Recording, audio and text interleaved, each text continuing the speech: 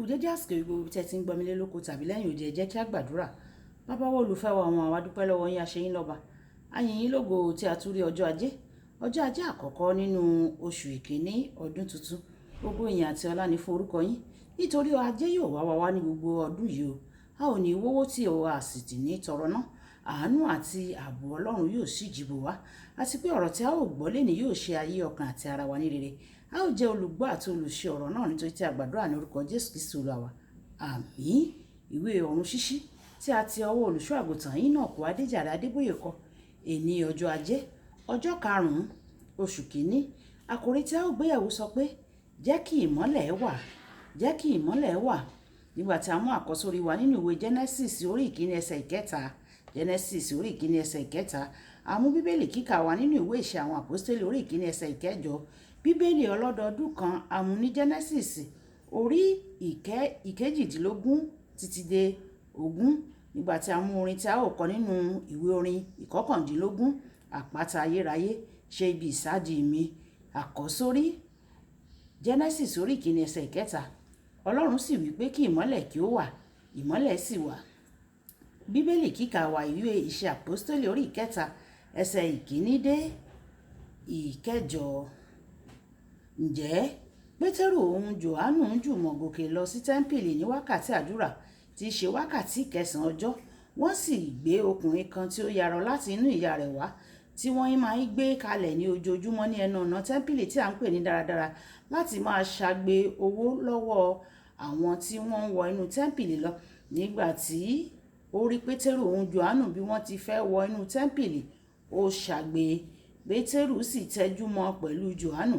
Ó ní, wò wá o. Ó fiyè sí wọn, ó ń retí àti rí nǹkan gbà lọ́wọ́ wọn. Pétérù wípé, fàdákà àti wúrà èmi kò ní o, ṣùgbọ́n ohun tí mo ní èmi ni mo fẹ́ fi fún ọ o. Ní orúkọ Jésù Kristi Násárẹ́tì, dìde kí o máa rìn. Ó sì fà á ní ọwọ́ ọ̀tún, ó sì gbé e dìde ní ojú kan náà. Ẹsẹ̀ rẹ̀ àti egungun kókósẹ̀ rẹ̀ sì mókun, ó sì ń fò sókè, ó ń dúró, ó sì bẹ̀rẹ̀ sí rìn. Ó sì bá wọn wọ inú tẹ́ḿpìlì lọ. Ó ń rìn o, ó sì ń fò, ó sì ń yin Ọlọ́run lógo. Wàyí tẹ́tí bẹ̀rẹ̀ jẹ́ láti gbọ́ ohun tí olùṣọ́ àgùntàn Enoch Adéjàre Adébóyè ní fún wa ní èní ọjọ́ ajé, ní ìgbà tí Ọlọ́run sọ pé jẹ́ kí ìmọ́lẹ̀ kí ó wà. Nínú ẹsẹ̀ àkọ́sórí wa ti òní, ó túmọ̀ sí pé òkùnkùn wà tẹ́lẹ̀ ni, ṣùgbọ́n ní àkókò yẹn ìmọ́lẹ̀ kò sí. Jẹ́ kí ìmọ́lẹ̀ kí ó wà, ó túmọ̀ sí ìparí ìbànújẹ́ àti ìbẹ̀rẹ̀ ayọ̀. Nínú ìwé orin Dáfídì orí 30 ẹsẹ̀ ìkarùn-ún, Bíbélì sọ pé ẹkún lè pẹ́ di alẹ́ kan, ṣùgbọ́n ayọ̀ ń bọ̀ ní òwúrọ̀. Ìbànújẹ́ máa ń yí padà sí ayọ̀ nígbà tí ìmọ́lẹ̀ bá dé. Bẹ́ẹ̀ gẹ́gẹ́, ìpòrúurú jẹ́ kí ìmọ̀gára kedere wà nígbà tí ìmọ́lẹ̀ bá wọlé.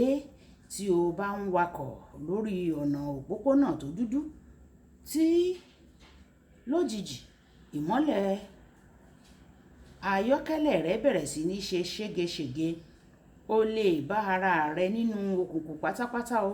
Ní irú àkókò báyìí o, ó dára kí o yára wá ibi tó dára láti dá ọkọ̀ rẹ dúró sí, nítorí kò dáa láti wa ọkọ̀ nínú òkùnkùn pátápátá láìsí ìmọ́lẹ̀. Ìdí nìyí tí a fi sọ pé òkùnkùn máa ń fa ìdádúró. Kò sí ìrìn àjò nínú àyíká tí ó jẹ́ kìkì òkùnkùn. Bí wọ́n bá tú ọkọ̀ náà ṣe tán, tí ìmọ́lẹ̀ rẹ̀ sì bẹ̀rẹ̀ sí ní ṣiṣẹ́ dáradára, ìwọ yóò lè bá ìrìn àjò rẹ lọ. Ní ìgbà gbogbo tí ìmọ́lẹ̀ bá wà, ìtẹ̀síwájú máa ń wà o. Òpin yóò sì dé bá ìdádúró rẹ. Ní ọdún yìí, ìwọ yóò sì lọ sí iwájú nínú ayọ̀ ní orúkọ Jésù. Àmín. Níbi Bíbélì kíkà tòní, a kà nípa ọkùnrin kan tí a bí láì lè rìn fún ọ̀pọ̀ ọdún. Wọ́n máa ń gbé lọ sí ibi kan náà lójoojúmọ́ kí ó lè ṣagbe. Ó dúró nípò kan náà fún gbogbo ọjọ́ ayé rẹ̀. Ṣùgbọ́n nígbà tí Ọlọ́run Olódùmarè pinnu láti bẹ̀rẹ̀ sí í ṣiṣẹ́ nínú ayé rẹ̀, kì í ṣe pé ó bẹ̀rẹ̀ sí ní rìn nìkan, ó tún fò, ó ń yin Ọlọ́run. Ìmọ́lẹ̀ tàn lórí rẹ̀ nítorí pé ó pàdé Jésù nípasẹ̀ Pétérù àti Jòhánù.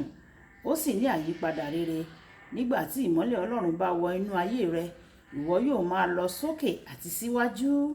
Àwọn ènìyàn máa ń sùn ní alẹ́.